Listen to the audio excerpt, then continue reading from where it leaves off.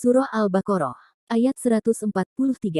Dan demikian, kami telah menjadikan kamu, ummatan wasaton, agar kamu menjadi saksi, atau patron, atas perbuatan manusia, dan agar Rasul Muhammad menjadi saksi, atau patron atas perbuatan kamu.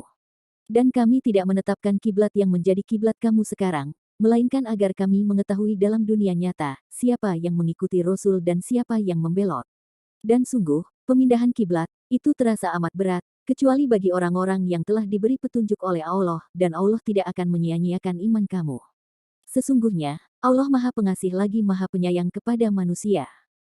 Dan demikian pula kami, telah menjadikan kamu wahai umat Islam, ummatan wasaton, atau umat pertengahan, atau moderat dan teladan, sehingga dengan demikian, keberadaan kamu dalam posisi pertengahan itu, sesuai dengan posisi Ka'bah yang berada di pertengahan pula.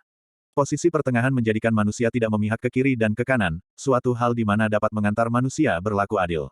Posisi pertengahan menjadikan seseorang dapat dilihat oleh siapapun, dalam penjuru yang berbeda, dan ketika itu, ia dapat menjadi teladan bagi semua pihak. Posisi itu juga menjadikannya dapat menyaksikan siapapun dan dimanapun.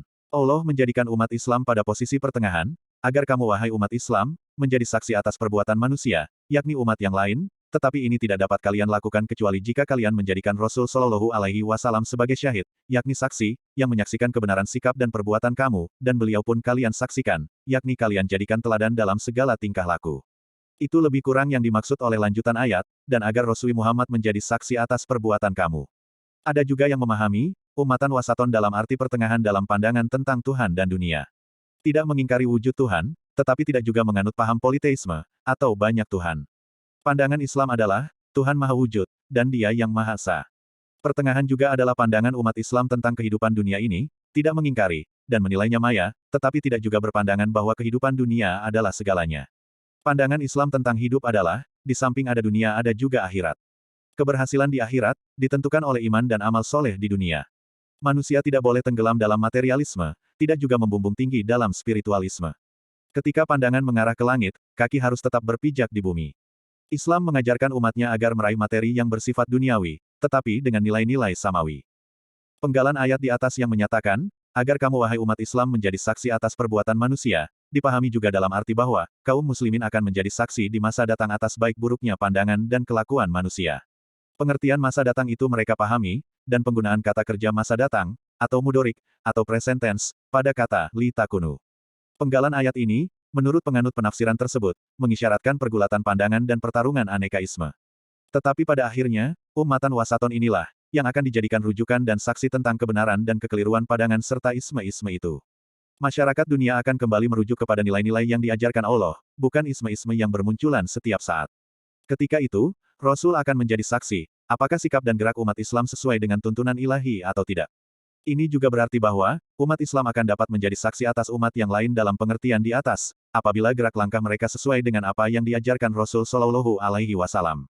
Itulah sisi pertama dari jawaban yang diajarkan Al-Quran, menghadapi ucapan yang akan disampaikan orang-orang Yahudi menyangkut pergantian kiblat.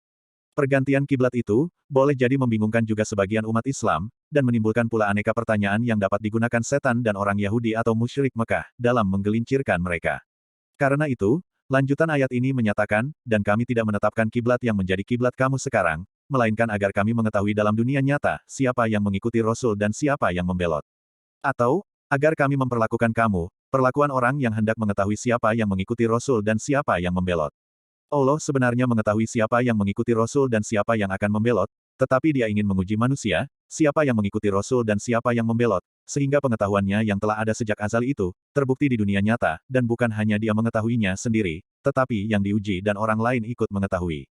Apa yang dilakukannya tidak ubahnya seperti seorang guru yang telah mengetahui keadaan seorang siswa bahwa dia pasti tidak akan lulus, tetapi untuk membuktikan dalam dunia nyata pengetahuannya itu, ia menguji sang siswa sehingga ketidaklulusan Fa menjadi nyata, bukan hanya bagi sang guru tetapi juga sang murid dan rekan-rekannya. Dan sungguh, pemindahan kiblat itu terasa amat berat, kecuali bagi orang-orang yang telah diberi petunjuk oleh Allah. Pemindahan kiblat berupa ujian, dan ujian itu berat bagi yang jiwanya tidak siap, serupa dengan beratnya ujian bagi siswa yang tidak siap. Selanjutnya, untuk menenangkan kaum muslimin menghadapi ucapan orang-orang Yahudi, bahwa ibadah mereka ketika mengarah ke Bait Al-Maqdis tidak diterima Allah Subhanahu wa Ta'ala, dan atau, menenangkan keluarga orang-orang Muslim yang telah meninggal dunia sehingga tidak sempat mengarah ke Ka'bah. Penutup ayat ini menegaskan bahwa, dan Allah tidak akan menyia-nyiakan iman kamu, yakni, tidak akan menyia-nyiakan amal-amal soleh kamu. Di sini kata iman yang digunakan menunjuk amal soleh, khususnya sholat, karena amal soleh harus selalu dibarengi oleh iman, tanpa iman, amal menjadi sia-sia. Firman-Nya, sesungguhnya Allah Maha Pengasih lagi Maha Penyayang kepada manusia, seakan-akan berpesan kepada kaum muslimin, ingatlah hai kaum muslimin, bahwa Tuhan yang kamu sembah adalah Tuhan yang kasih sayangnya melimpah, sehingga tidak mungkin Dia menyia-nyiakan usaha kamu, lagi Maha Penyayang. Dengan demikian Dia tidak menguji kamu melebihi kemampuan kamu. Itulah jawaban yang diajarkan Allah kepada Nabi Muhammad SAW dan kaum muslimin, jika pada saatnya nanti ada perintah mengalihkan kiblat dari Bait al-Maqdis ke Ka'bah di Mekah. Jawaban ini sekaligus menyiapkan mental kaum muslimin menghadapi aneka gangguan, serta gejolak pikiran menyangkut peralihan kiblat, dan dengan demikian, diharapkan jiwa mereka lebih tenang menghadapi hal-hal tersebut. Kini setelah pikiran telah siap, sikap lawan dan kritik-kritiknya pun telah dipersiapkan tangkisannya. Tibalah saat untuk menyampaikan perintah dimaksud, dan ini dimulai dengan satu pendahuluan.